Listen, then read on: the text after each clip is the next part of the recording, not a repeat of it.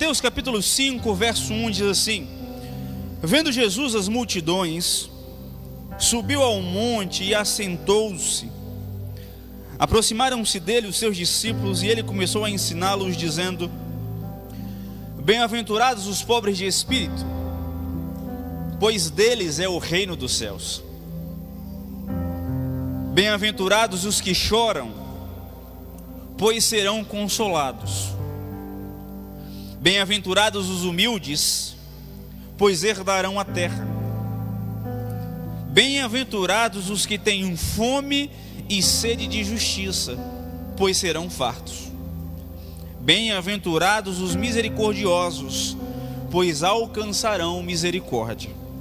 Verso 8: bem-aventurados os puros de coração, pois verão a Deus. Amém. Podeis assentar.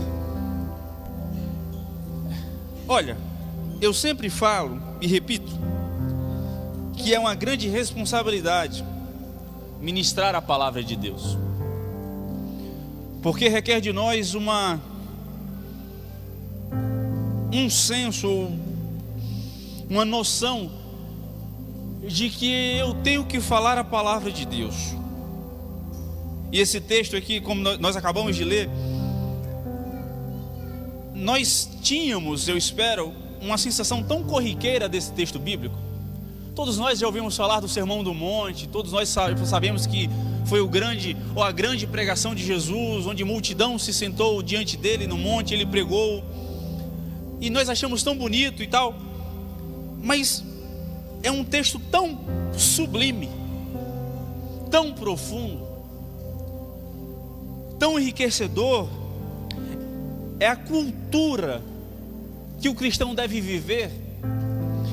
E se nós apenas lermos de maneira pausada, tendo a noção de cada frase, de cada palavra que nós lemos, e aplicando a nossa vida, isso começa a mexer tanto no nosso íntimo, a compreender que, será que estamos de fato vivendo e compreendendo e aplicando isso em nossa vida? E isso começa a mexer comigo de maneira que dá aquela sensação de que a gente está fazendo tão pouco. Eu falei essa semana com meu pai, falei: pai, eu não sei o senhor, eu não sei as pessoas, não sei os membros da igreja, mas eu particularmente estou meio cansado de só ir para a igreja, sabe? A gente vai para o culto de terça, vai para o culto de domingo de manhã, vai para o culto de domingo à noite, a gente só faz isso. E a gente sai daqui feliz, achando que a gente fez o suficiente e o necessário para agradar a Deus. E a partir das bem-aventuranças eu tenho pensado e procuro entender de que igreja não é só isso. Na verdade, igreja é estar e ser na comunidade onde estamos inseridos.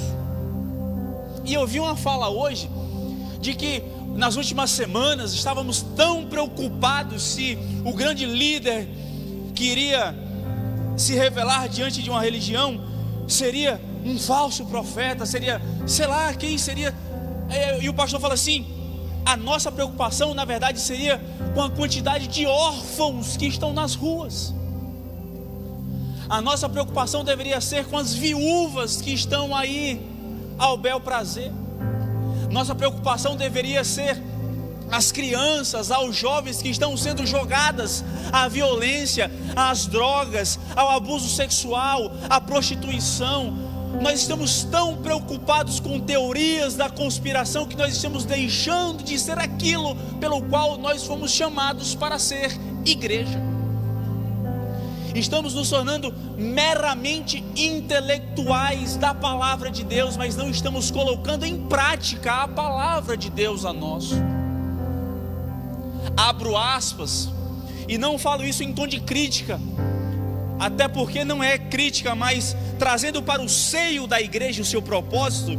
Estamos nos tornando meramente acadêmicos da Bíblia, meramente críticos, julgadores intelectuais que pensam através de uma linha filosófica e teológica que eu acredito e concordo.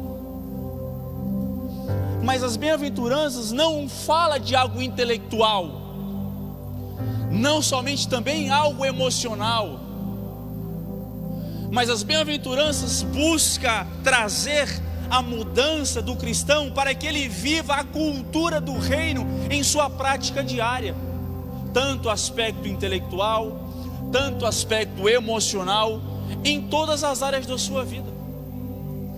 E aí, hoje, propriamente dito, falando sobre bem-aventurados os limpos de coração, é uma declaração indiscutivelmente que é uma das maiores do texto bíblico, porque bem-aventurados os puros, os limpos de coração, pois verão a Deus. Veja, é encontrado,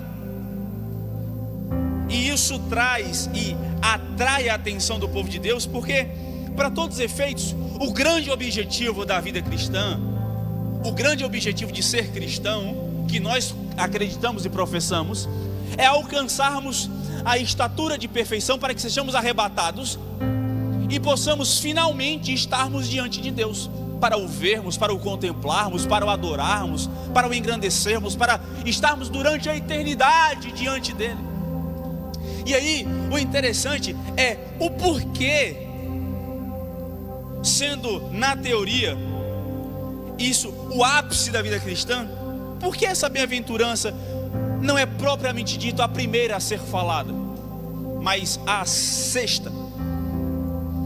Veja, ela não foi a primeira.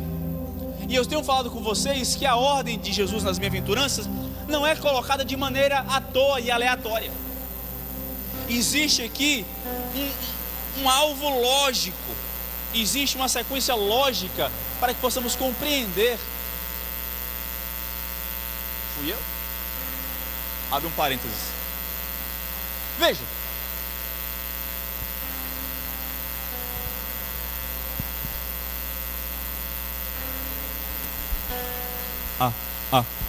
não é o microfone não.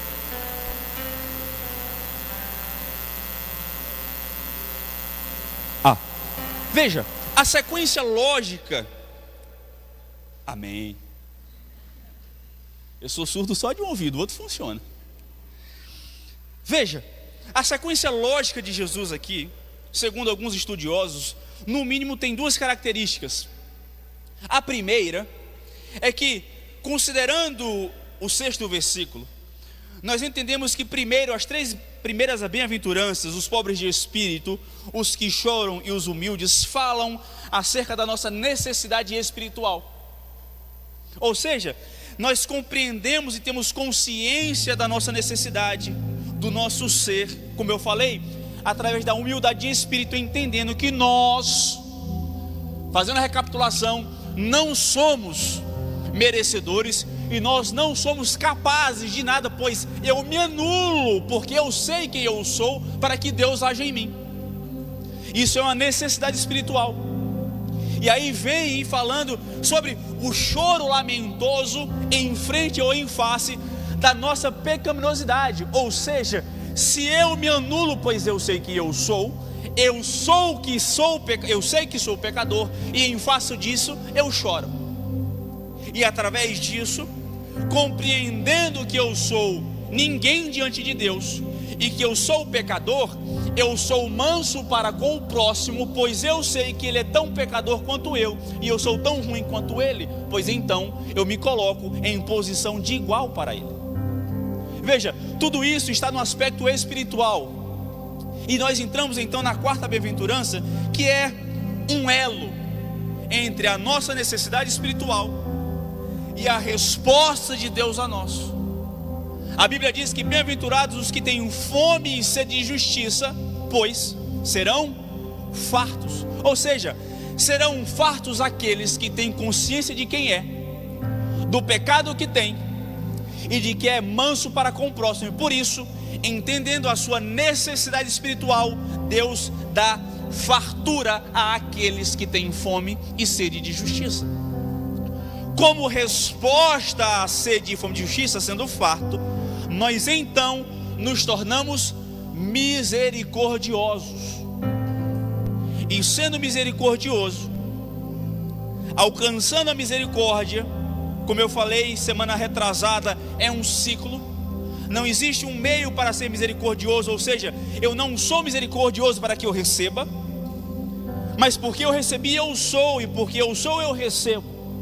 E então nós alcançamos bem-aventurados os limpos de coração, pois verão a Deus.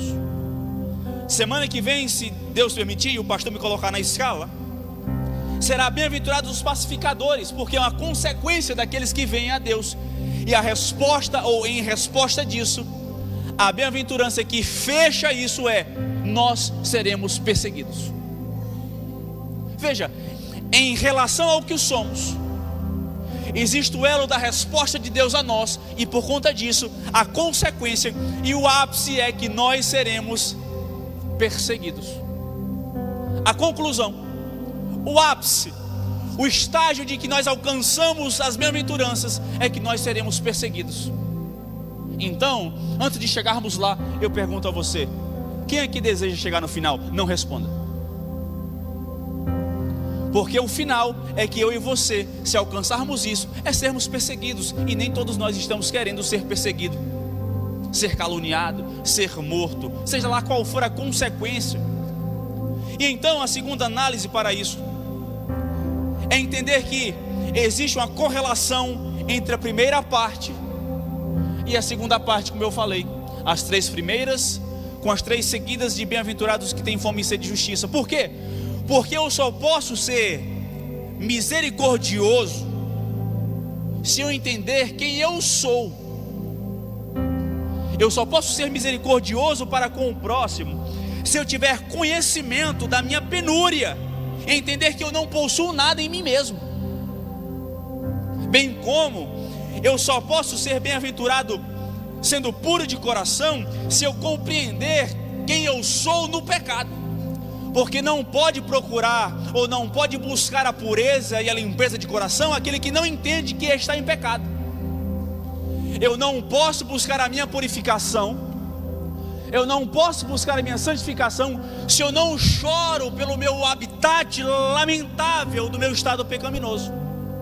E bem como eu não posso ser manso, pacificador, se eu não sou manso.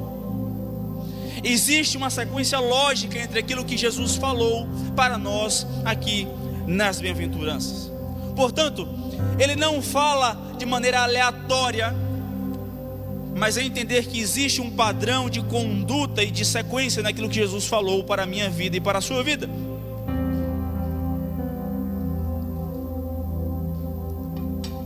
Bem-aventurados os puros de coração, é nisso que consiste o cristianismo.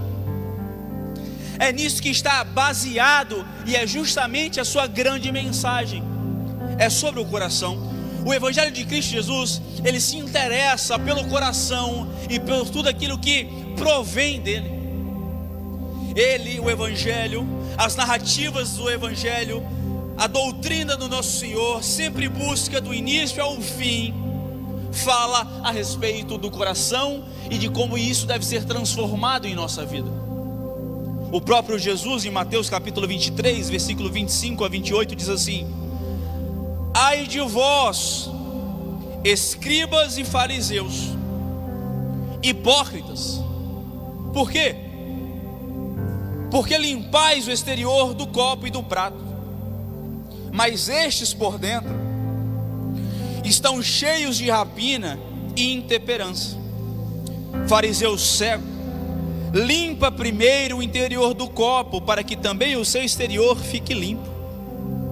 Ai de vós, escribas e fariseus hipócritas, pois sois semelhantes aos sepulcros caiados, que por fora se mostram belos, mas interiormente estão cheios de ossos de mortos e de toda imundícia. Assim também vós exteriormente pareceis justos aos homens, mas por dentro estáis cheios de hipocrisia e de iniquidade. Jesus aqui está dizendo aos seus oponentes, aos fariseus, que eles davam mais importância à purificação ritualística, ao ritual, à religiosidade, do que a transformação do coração. vocês se importam mais com o prato e o copo do que com o alimento que você está consumindo através dos objetos. Vocês se importam mais com o prato e com o copo do que com a maneira que vocês estão consumindo o conteúdo. Ou seja, vocês estão se importando mais com a religiosidade, com o ritual de limpeza, do que com aquilo que vocês estão vivendo e fazendo diante de Deus. Vocês estão mais se importando se o copo está limpo do que com o conteúdo que está dentro. Vocês aqui no contexto, estava próximo da Páscoa, e aí muitas pessoas, muitas caravanas estavam vindo para Jerusalém. É por isso que eles pintam os sepulcros, os locais onde os mortos estavam enterrados, eles pintavam, arrumavam, reformavam, para que aqueles que estavam em caravana não tivessem contato com algum osso morto e não pudessem participar da Páscoa. Porque a lei dizia que não poderia participar da Páscoa se você tivesse tocado em restos mortais. Então, para isso, eles limpavam, eles reformavam os sepulcros, para que os viajantes não tocassem ossos. Aí Jesus diz: vocês estão mais se importando com o exterior para o povo do que com o que está dentro, e dentro só há osso, pecado, imundícia e iniquidade. Trazendo para o nosso tempo, estamos mais preocupados com o que nós fazemos, com o que os outros estão vendo, do que aquilo que Deus vê em nosso coração. Nós estamos mais preocupados com o que o próximo acha de mim do que o que eu sou diante de Deus. Eu estou mais preocupado com o que vocês estão pensando de mim do que o que Deus pensa de mim. E veja, para vocês aqui, para quem me vê só na igreja, eu sou isso aqui.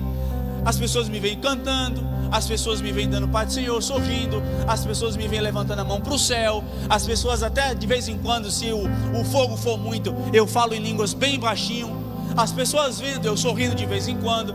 E é isso aí. Nossa, Jones é legal. Ou para alguns, nossa, Jones é tão fechado e chato. Mas ninguém convive e sabe o que eu sou. E aí é o defeito da nossa juventude, da nossa geração. É porque só é pecado aquilo que se torna conhecimento. É por isso que eu me preocupo com como as pessoas me veem. Mas eu não me importo se eu peco nas escondidas e como Deus me vê diante dessa maneira. É o que Jesus está falando aos fariseus. Ele está dizendo assim: vocês mais se importam em parecer em estolas sacerdotais, benquistos intelectuais, mas as pessoas não entendem, não sabem que vocês estão extorquindo as ofertas do templo para vocês manterem a pompa de vocês. Vocês não sabem, vocês mais se importam com as grandes cifras de oferta do que com aquela viúva que entregou tudo o que tinha.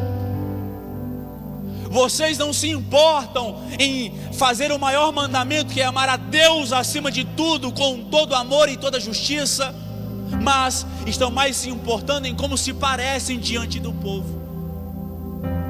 Então, é entender que viver um coração limpo é entender que eu não posso me importar com a aparência.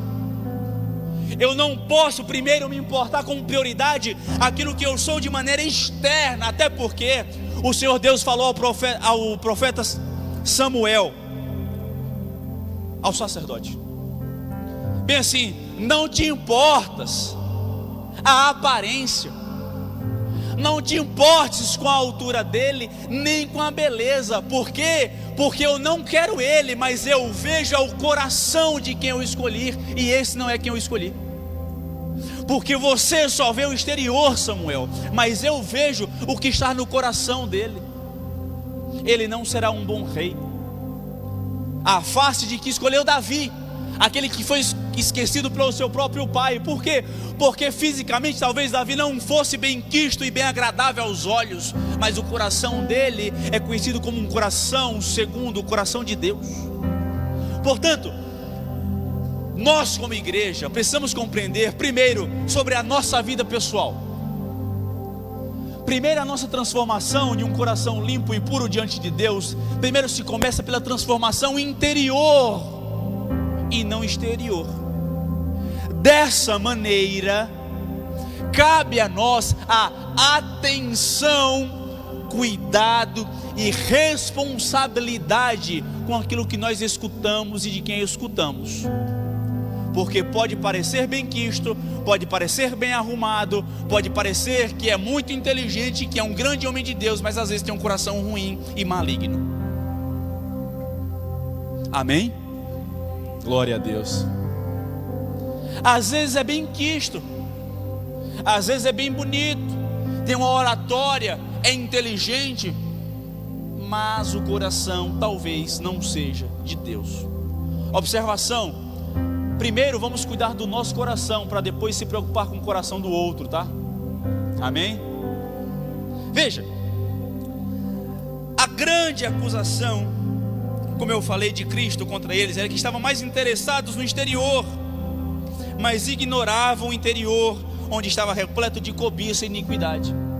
E veja que Jesus, ele frisa a importância do coração. Ele não fala bem-aventurados os inteligentes, bem-aventurados os intelectuais, mas bem-aventurados os puros de coração.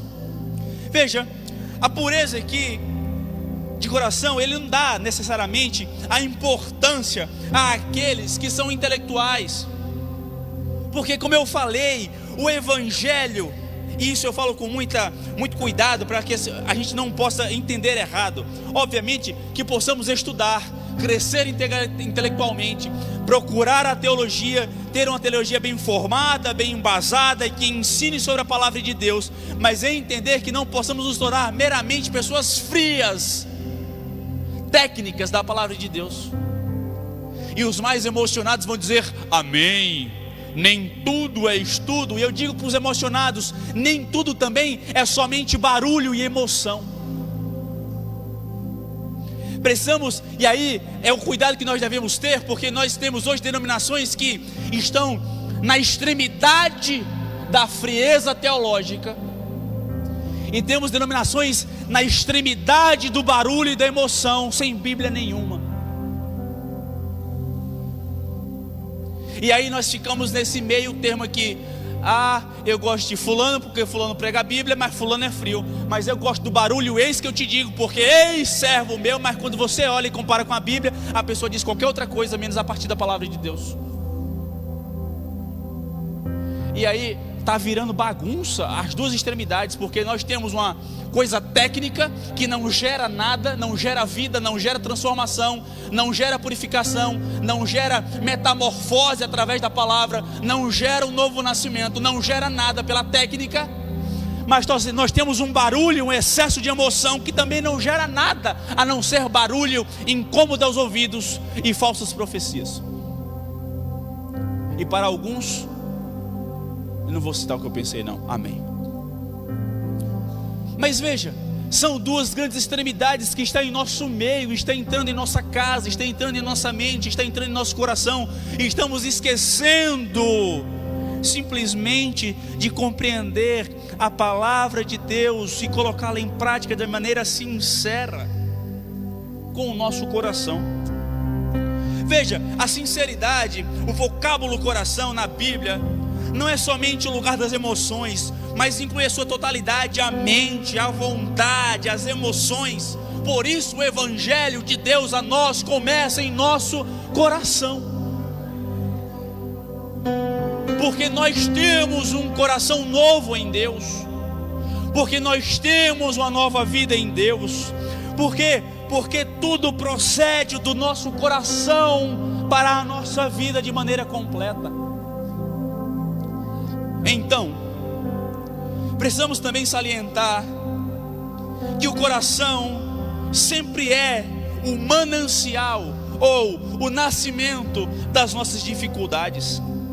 Mateus capítulo 15, versículo 19, Jesus diz: porque do coração procedem maus desígnios, homicídios, adultérios, prostituição, furtos, falsos testemunhos e blasfêmia. Tudo isso nasce do coração. Veja, os maus desígnios, os maus caminhos, as más decisões, nasce do coração. O homicídio nasce do coração. O adultério primeiro começa no coração. Foi sem querer. Começa no coração, lá atrás. Uma sementinha sendo plantada aos poucos. Veja, a prostituição, o furto, o falso testemunho e a blasfêmia contra Deus, tudo isso tem a mesma fonte, o coração. O próprio Salomão diz: sobre tudo o que se deve guardar, de todas as coisas que você pode guardar, guarda o teu coração, pois dele procede as saídas da vida. De tudo que você pode guardar, de todos os tesouros que você tem, de tudo de bem e valor que você tem, primeiro guarda o teu coração, pois dele sai tudo que virá para a tua vida. Não é simplesmente os sonhos que eu sonho que eu herdarei, porque senão seria muito bom, era só Moisés ter sonhado com a terra prometida e ele entrava. Não é tudo que a gente sonha que Deus faz, tá? Amém? Porque às vezes o nosso sonho não está em consonância com a vontade de Deus.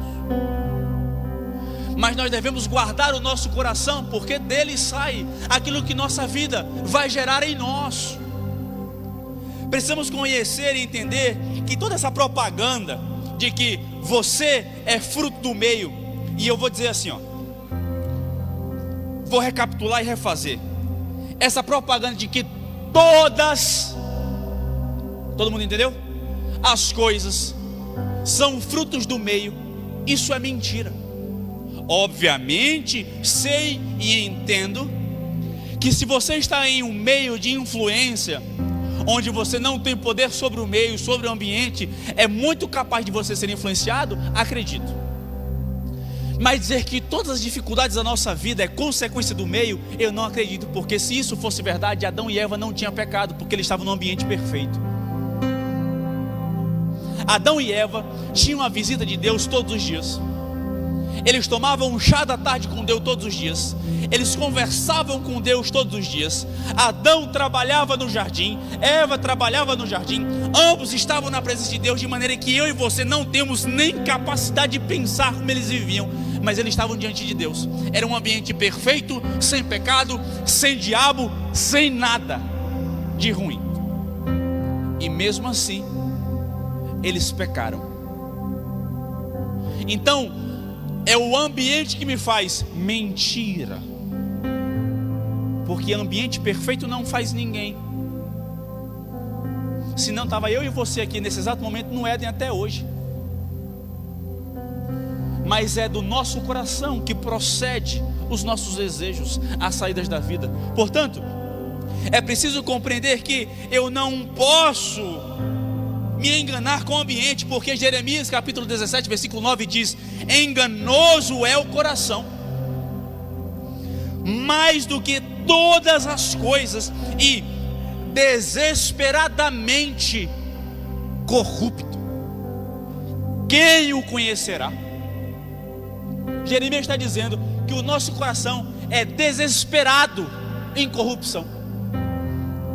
Nós temos necessidade de desviar, segundo diz Malaquias, que o nosso coração tem tendência a se desviar. Portanto, o nosso coração é enganoso e maligno. A nossa carne, os nossos desejos. Então, precisamos entender que as dificuldades de um homem encontram-se no próprio âmago do seu ser, no seu interior.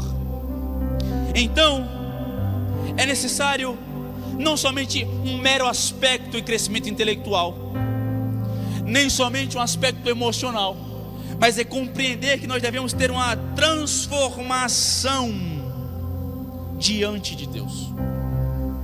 Então, precisamos entender de maneira objetiva o que nós estamos falando aqui essa noite, o que é o nosso coração. Nosso coração é enganoso, nosso coração é corrupto, nosso coração nasceu em pecado. Nosso coração procede às saídas da vida, portanto não é o meio que influencia o nosso coração, mas é o nosso coração que faz o nosso meio. Assim, segundo aqueles que creem na palavra de Deus. Quem não crê, Deus abençoe, segue firme, eu não vou convencer ninguém do contrário. Porque o nosso papel aqui não é de convencer. Eu não consigo convencer nem minha mulher em tudo que eu quero. Olha que eu convivo com ela todo dia. E quando ela bate o pé e diz não, a cearense, é desse tamanho aí, ó. Mas a cearense aí é braba, tá bom, de boa. A mesma coisa com ela. De vez em quando, vem do jeito dela, a gente empaca. Não vai. Por quê? Porque a questão não é convencer.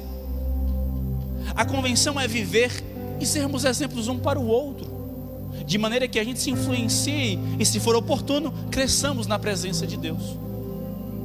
Nosso objetivo, como casal, sermos exemplos para os nossos filhos, e assim sucessivamente. Então, você e eu não temos obrigação de convencer a ninguém sobre a palavra de Deus, porque quem faz isso é o Espírito Santo, que trabalha em nossos corações. Corações corruptos, desviados, malignos, em pecados, mas corações que, se estiverem diante de Deus, serão transformados segundo a sua vontade e o seu desejo. Amém? Veja, vamos examinar também agora, de maneira objetiva, o vocábulo limpo. Bem-aventurados os limpos. Veja, disse o nosso Senhor: bem-aventurados os limpos de coração. O homem natural é totalmente, ou de completamente, o contrário daquilo que Deus espera de nós, como eu já falei. E aí o termo limpo que o nosso coração, que o Senhor nosso Deus quis dizer, tem dois sentidos. Um primeiro sentido sobre um coração limpo é um coração sem hipocrisia, ou, de melhor maneira, um coração sincero. Um coração sincero é como o salmista diz no capítulo 73, versículo 1: com efeito, Deus é bom para com Israel, para com os de coração limpo. Ou seja, para aqueles israelitas de coração sincero, eu serei bom. Para aqueles que são sinceros para comigo. É o mesmo texto que Paulo diz a Timóteo, no primeiro livro de Timóteo, capítulo 1, versículo 5, dizendo assim: ora, essa administração que eu faço a você com amor procede de um coração puro. Ou seja, eu te admoesto, eu te discipulo com sinceridade, sem hipocrisia, sem segundas intenções.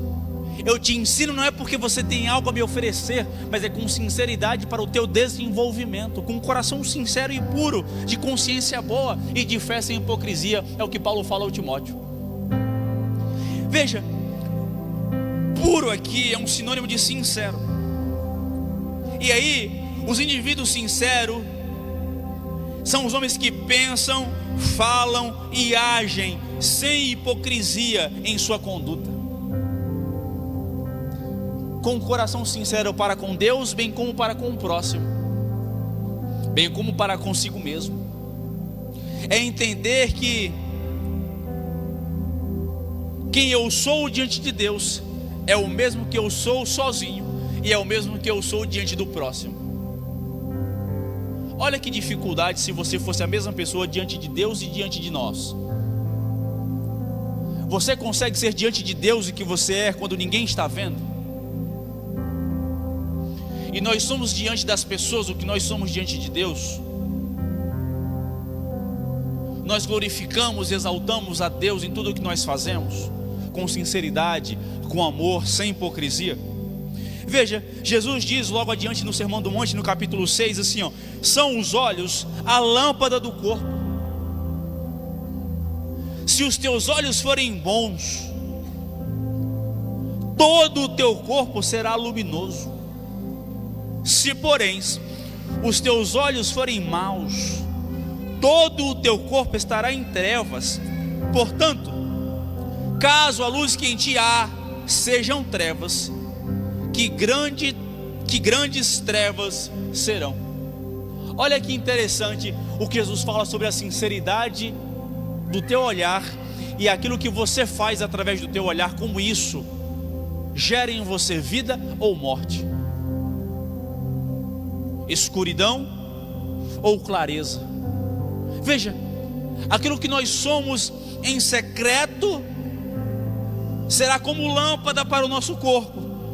Então essa pureza corresponde a uma sinceridade de coração. Só que assim, não é somente sinceridade por sinceridade, porque Elias estava diante de Deus com um coração sincero para sacrificar a Deus, para que o fogo descesse e consumisse o sacrifício. Não estava? Sim ou não? Quem lembra aqui, gente, do profeta Elias no monte contra 400 profetas de Azera, de Baal? Quem lembra, levanta a mão. Amém. Elias estava com o coração sincero. Mas quem concorda que os 400 profetas de Baal também estavam vivendo com sinceridade? Eles acreditavam, eles eram sinceros em seu ato. Eles falaram: Baal, responde-nos. Portanto, sinceridade por sinceridade não leva ninguém a lugar nenhum, mas é uma sinceridade na direção correta. Bem como a Bíblia também diz que Abimeleque, na integridade do seu coração, na sinceridade do seu coração, ele tomou Sara de Abraão. Ele estava sincero em seu ato, ele estava acreditando em seu ato com o seu coração. Porém Deus, não concordando, interviu e diz a ele assim: devolve a Abraão o marido dela. Então não é ser sincero por sinceridade, porque muitos de nós podemos pecar com sinceridade por não estar aplicando a sinceridade na direção correta, que é o nosso Deus. Portanto, é aplicar a sinceridade na direção certa. Por quê? Porque na direção errada também é errado. Nós devemos entender que nós devemos ser sinceros diante de Deus, em consonância com a verdade revelada através da sua palavra. Diferente disso não é sinceridade. Eu não basto ser sincero se eu estiver diferente da Bíblia, mas eu preciso ser sincero através da palavra de Deus. Diferente disso, eu não estarei no caminho correto daquilo que Deus espera de nós. Eu não posso ser sincero em minha vida se eu não leio a palavra de Deus e digo que ela é a lâmpada para os meus pés. Como eu posso dizer que ela me alumia se eu não a vivo e não a leio? Como eu posso dizer que eu vivo a cultura do reino se eu não leio os preceitos que estão revelados a nós através da sua palavra? Como eu posso dizer que eu sou o cidadão dos céus e estou aqui somente de passagem se eu não aplico aquilo que a palavra de Deus revela a nós para vivermos e contemplarmos em nossa vida? Como posso eu dizer que sou cristão se eu só abro a Bíblia e coloco ela debaixo do braço todo domingo na hora de ir para o culto, e pastor diz assim: abri a Bíblia, eu vou lá e abro na semana? Mas diferente disso, se você faltar culto, você não lê, você não busca, você não procura. A gente só ora quando existe alguém que ora, a gente só lê quando diz que alguém que lê, a gente só jejua quando tem campanha, mas não tem um coração sincero buscando a presença de Deus quando ninguém está vendo. Como eu posso viver com sinceridade se eu não estou em consonância com a palavra? Amém? Veja, a nossa oração é aquela onde o salmista diz no capítulo 86, versículo 11, onde diz: dispõe-me o coração para só temer o teu nome. É um coração sem duplicidade, é um coração onde nós só nos colocamos e debruçamos diante de Deus, mas o nosso coração é dúplice. A gente quer adorar a Deus, mas quando as coisas apertam, ou em nossa ganância, nós queremos a mamon, o Deus do dinheiro, sempre querendo mais. Nunca estamos satisfeitos. Não estou dizendo, pelo amor de Deus, que é errado ser rico, ser próspero, trabalhar, ter lucro, pelo amor de Deus. Mas o que eu estou querendo dizer é que nosso coração fica permeando entre nossas prioridades o tempo inteiro. Quando eu preciso de Deus, é Deus. Quando eu preciso de dinheiro, é dinheiro. Quando eu preciso de um favor do outro, é o outro. Quando eu preciso daquilo, é daquilo. A gente fica colocando a nossa prioridade no nosso coração, aonde nós desejamos o resultado daquilo.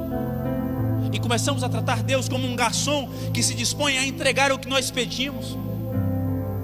É por isso que Paulo vive uma luta em Romanos 7, onde diz: porque no tocante ao homem interior tenho prazer na lei de Deus, mas vejo nos meus membros outra lei que, guerreando contra a lei da minha mente, me faz prisioneiro da lei do pecado que está nos meus membros.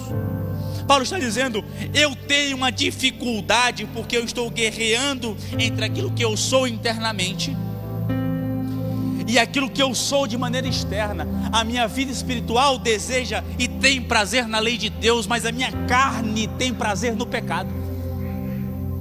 O que Paulo está dizendo é: o meu interior, eu quero fazer mais para Deus, mas a minha carne me limita, pois ela deseja o pecado.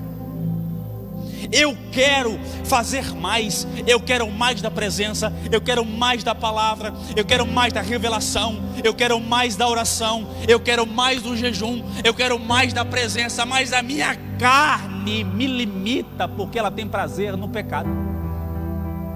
E isso está guerreando os meus membros com aquilo que eu sou no meu interior. Em outras palavras, o meu coração busca a pureza, mas a minha carne busca o pecado.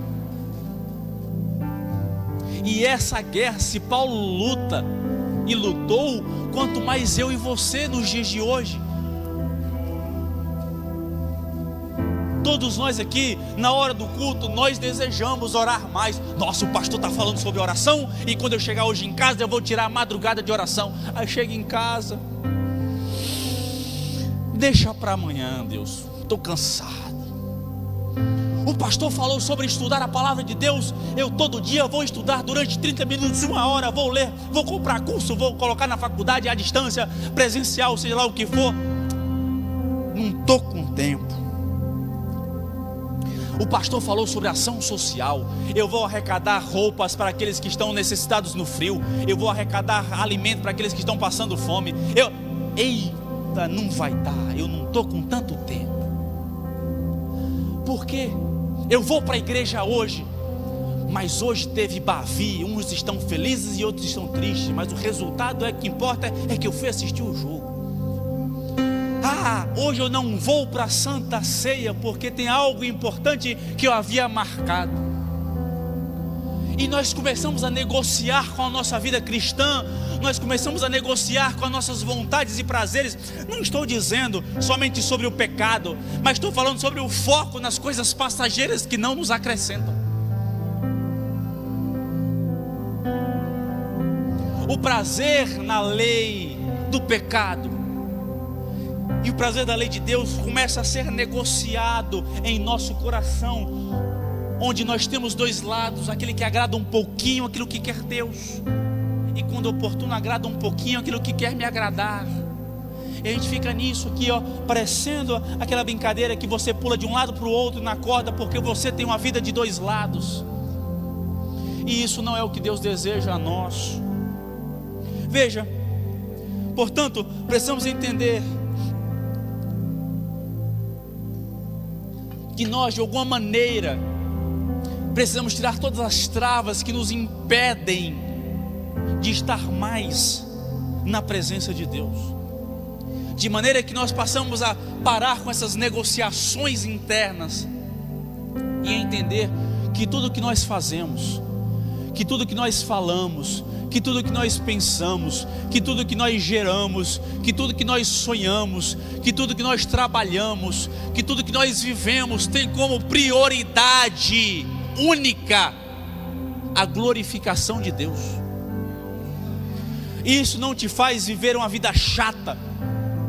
mas isso te faz viver uma vida santificada, que honra a Deus. Veja, a limpeza do coração também se refere a um estado purificado, destituído de contaminação e puro do pecado. Em Apocalipse 21, versículo 27, João diz: nela nunca mais penetrará coisa alguma contaminada, nem o que pratica abominação e mentira, mas somente os inscritos no livro da vida do Cordeiro. Ou seja, aqueles que são puros serão os que entrarão no reino dos céus, mas os que são contaminados, esses não entrarão. Bem-aventurados aqueles que lavam as suas vestiduras no sangue do Cordeiro, para que lhes assista o direito à árvore da vida e entrem na cidade pelas portas. Fora ficam os cães, os feiticeiros, os impuros, os assassinos, os idólatras e todo aquele que ama e pratica a mentira. Ou seja, precisamos nos purificar. Por quê? Porque 1 Pedro capítulo 2, 22 diz: não cometeu pecado, nem dolo algum se achou em sua boca, e nós nascemos de novo para sermos e nos espelharmos na presença de Deus. Não podemos ser donos de um amor dividido, mas donos de um amor sincero diante de Deus. Hebreus no capítulo 11, 12, versículo 14 diz assim: santificação, sem a qual ninguém verá a Deus. E isso é importante porque está parando de falar em nosso meio, e não digo nós aqui, mas no seio da igreja em geral, é sobre a santificação da nossa vida. Todo mundo se ofende quando alguém fala assim: você deve parar de fazer isso, porque isso não é bom. Mas às vezes não é a minha opinião, mas é a palavra de Deus dizendo assim: ó, santifiquem-se, porque sem ela ninguém verá a Deus. Vocês estão entendendo que nesse exato momento nós estamos sendo preparados para o dia que chegaremos de estar face a face com Deus? Nós vivemos, como Paulo diz em Colossenses capítulo 3, pensais nas coisas que são do alto. Nós estamos constantemente vivendo a nossa vida pensando nas coisas que são do alto. Nós estamos nos preparando diariamente para nos encontrarmos com o Senhor Deus, ou estamos vivendo a vida de maneira aleatória, que achamos que Deus não virá buscar a sua igreja algum dia? A nossa atuação é achar que os homens e mulheres costumam reduzir tudo a isso, a uma vida de decência, de moralidade ou de curiosidade intelectual acerca da doutrina da fé cristã. Mas somente não é decência, não é boa educação e não é curiosidade, é transformação do nosso coração através da santificação e pureza. Em Romanos capítulo 12, versículo 1 e 2 diz: rogo-vos, pois, irmãos, pelas misericórdias de Deus, que apresenteis o vosso corpo por sacrifício vivo, santo e agradável a Deus, que é o vosso culto racional. E não vos conformeis com este século, mas transformai-vos pela renovação da vossa mente, para que experimenteis qual seja a boa, agradável e perfeita vontade de Deus. O corpo aqui significa o nosso culto físico. Significa literalmente do grego soma, que significa corpo sem vida ou corpo vivo.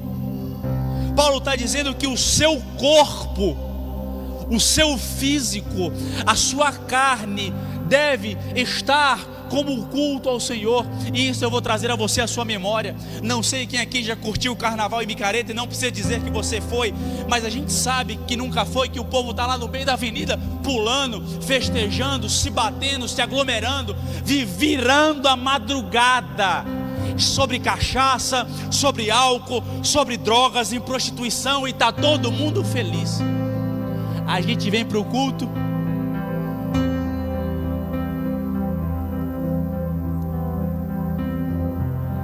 eu vou até imitar Randy Johnson.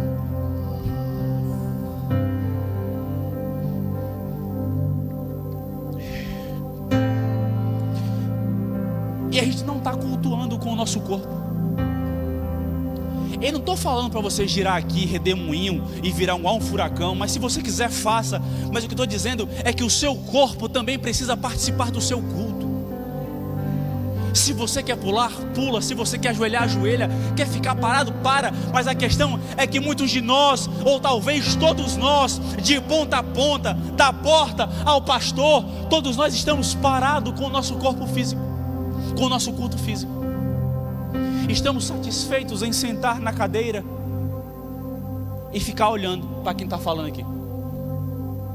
Veja, Paulo diz que é o vosso culto racional, ou seja, que pertence à lógica, termo grego lógicos, que pertence ao discurso ou fala, que pertence à razão, à lógica, que pertence à alma, ou seja, o nosso culto, ele transpassa do corpo para a nossa razão.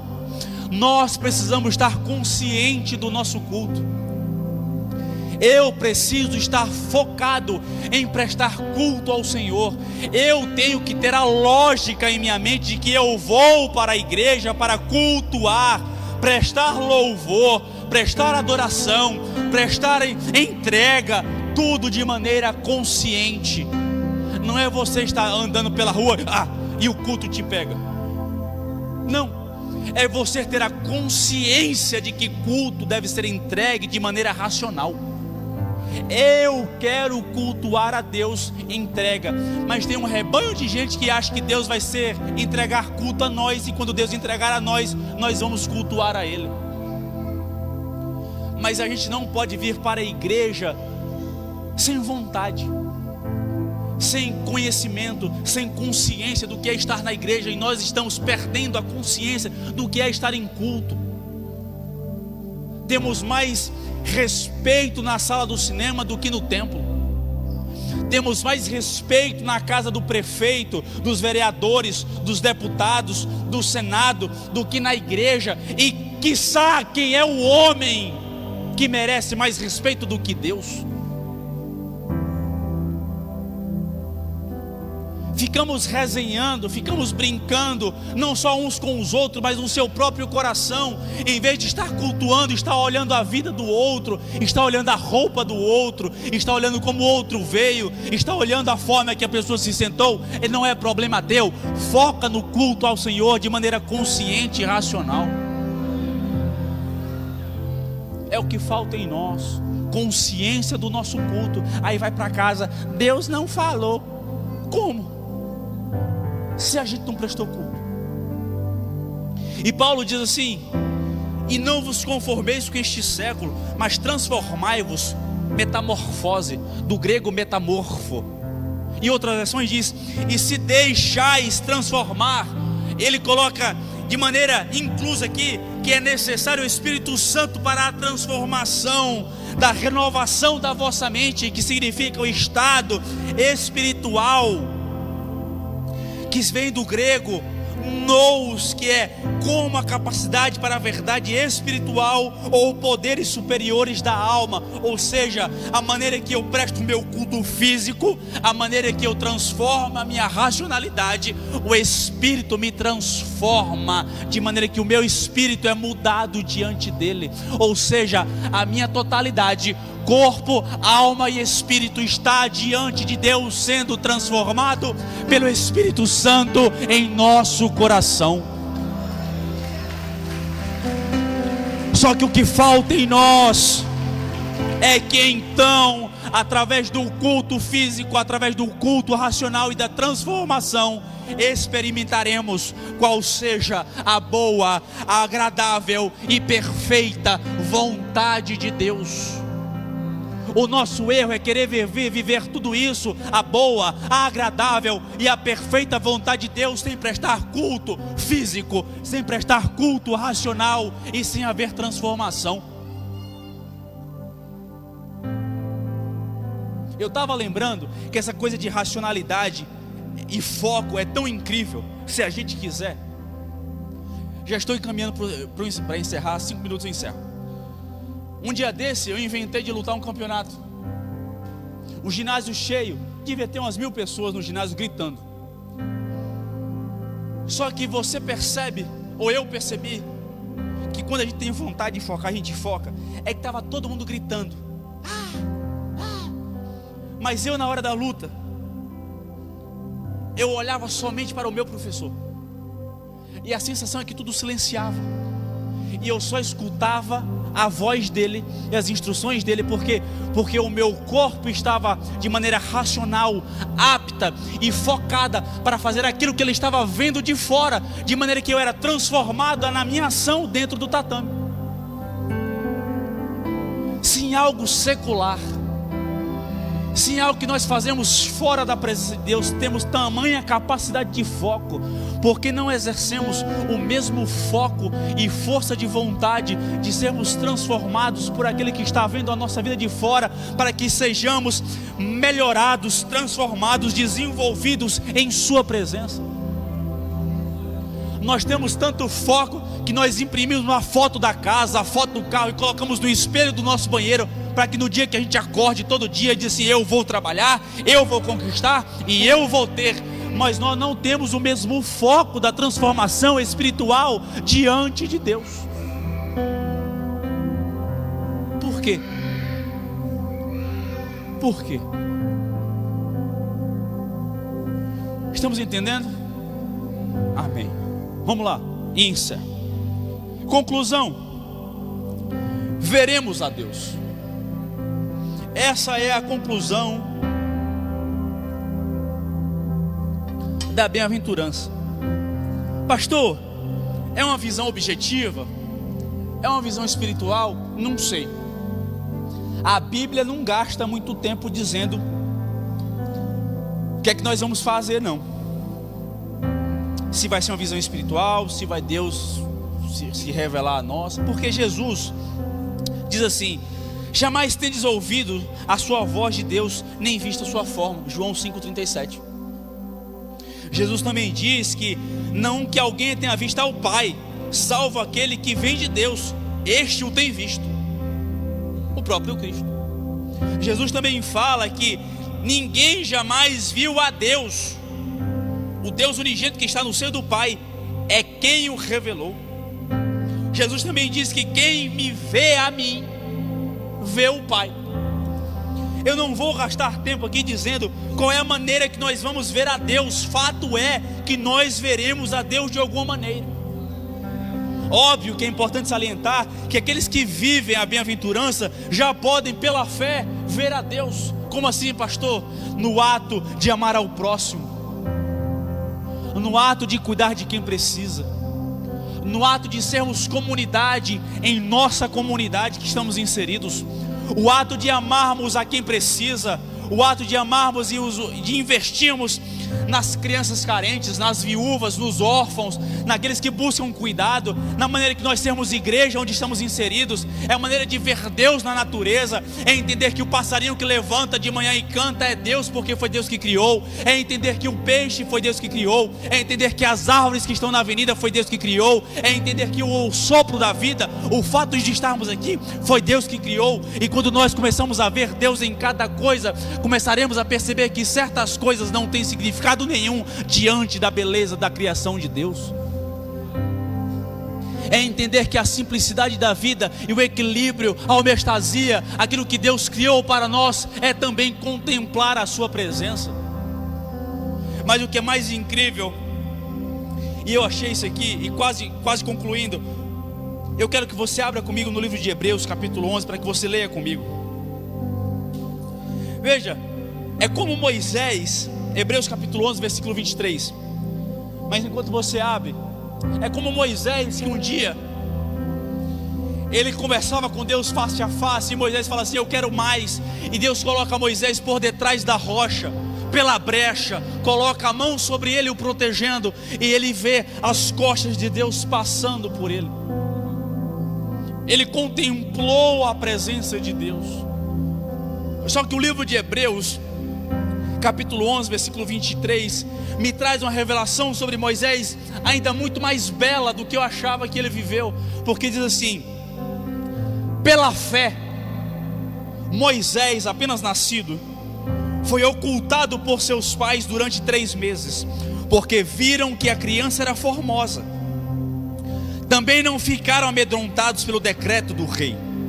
Veja, pela fé, Moisés, quando já homem feito, recusou ser chamado filho da filha de Faraó, preferindo ser maltratado junto com o povo de Deus, a usufruir prazeres transitórios do pecado, porquanto considerou o opróbrio de Cristo por maiores riquezas do que os tesouros do Egito. Em outras palavras, ele preferiu ser perseguido em nome do reino do que viver as riquezas do Egito, porque contemplava o galardão.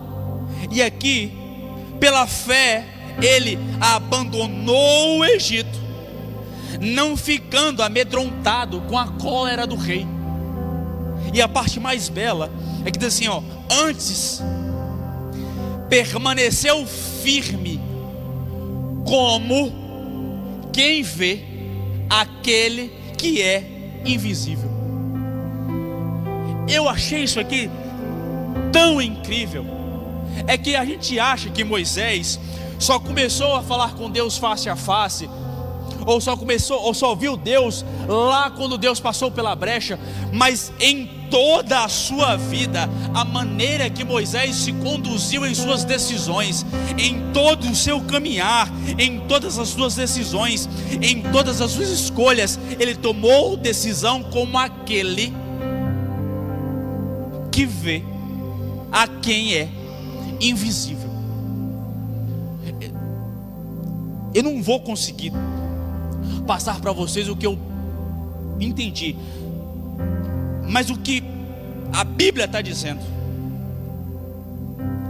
é que a revelação de Deus na atuação da vida de Moisés era tão profunda e tão presente, que não bastava, que ele não precisou ver lá no futuro para se tornar aquilo que ele foi, mas ele era constantemente, desde o início da sua vida, vivendo uma vida a quem Deus revelava a ele, mesmo que de maneira invisível, de maneira que no futuro Deus deu a ele a visão que ele tanto vivia em seu presente e em toda a sua vida. A revelação que Deus deu a Moisés das suas costas, da sua visibilidade, não foi de maneira aleatória, mas foi para um homem que viveu vendo a Deus, mesmo que de maneira invisível. Isso indica que os milagres, que as bênçãos, que a revelação de Deus a nós só é consequência daquilo que nós vivemos a nossa vida inteira.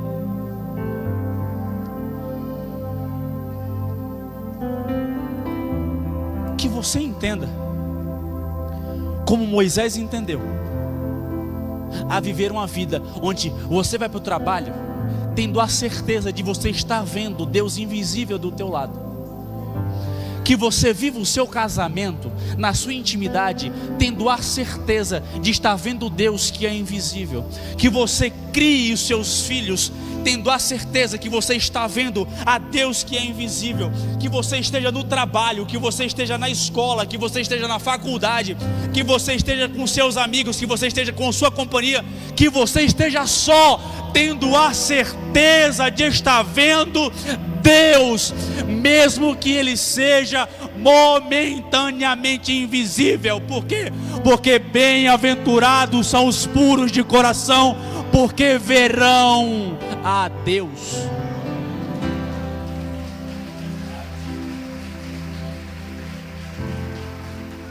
Se coloque de pé. Obviamente, comparado a 1 Coríntios capítulo 3, versículo 12, porque agora vemos como em espelho obscuradamente, então veremos face a face. Agora conheço em parte, então conhecerei como também sou conhecido. 1 João capítulo 3, versículo 2: amados, agora somos filhos de Deus, e ainda não se manifestou o que havemos de ser. Sabemos que, quando Ele se manifestar, seremos semelhantes a Ele, porque havemos de vê-lo como Ele é. Portanto, os limpos de coração verão a Deus. Que em nossa conduta possamos pensar continuamente nas coisas que são do alto e não as que são aqui da terra. Que possamos continuamente viver como Moisés, vendo a Deus, o invisível. E que possamos, como Davi, orar: cria em mim, ó Deus, um coração puro e renova em mim um espírito inabalável. Curve sua cabeça, vamos orar. Senhor Deus Pai que estás nos céus, estamos em Tua presença, Senhor, para Te louvar, Te agradecer e engrandecer, Pai. Declarar que Tu és o nosso Deus e o nosso Senhor, Senhor da nossa vida, Senhor da nossa casa, daquilo que somos e temos. E somos gratos, Senhor, pelo privilégio de estar em Tua presença, de estar diante de Ti, Te louvando, Te agradecendo, Te dando culto, Te prestando louvor, Te entregando adoração. Gera em nós, Pai, uma consciência racional e consciente do nosso culto. Culto, Pai, que aborda e alcança todos os aspectos da nossa vida, corpo, alma e espírito. Não somente a nós, mas a nossa família, a nossa casa, aquilo que somos e aquilo que temos. Que possamos, Pai, não ter um coração dividido, mas que seja um coração sincero, quebrantado e contrito em Tua presença. Porque o Senhor procura, Pai, um coração verdadeiro ou de verdadeiros adoradores. Que possamos, Pai, compreender, nos conscientizar através da Tua palavra, como crescermos diante de Ti, para alcançarmos aquilo que o Senhor planejou para nós, Pai, de maneira que não podemos fazer sem a Tua direção, não podemos fazer sem a Tua mão, não podemos fazer sem o Teu sustento, porque somos totalmente dependentes, Senhor, da Tua graça, do Teu amor e misericórdia. Dessa maneira, Pai, cria em nós um coração sincero, um espírito inabalável em Tua presença, de maneira que não importe os desejos carnais, não importe os desejos dos nossos membros físicos, não importa, Senhor, as circunstâncias do mundo, não importa, Pai, aquilo que o mundo nos apresenta, mas não nos conformamos com o mundo, não nos conformamos com as oportunidades mundanas, mas apenas queremos a Tua presença, Pai, a Tua presença diante de nós, Te entregando louvor, Te entregando amor, Te entregando graça, Te entregando louvor, Te entregando, Pai, a nossa vida de maneira completa, de maneira integral, de maneira sincera, Pai. Que possamos Te entregar culto com a nossa vida e que o Teu nome seja glorificado através da nossa vida, em Teu nome, amém e amém.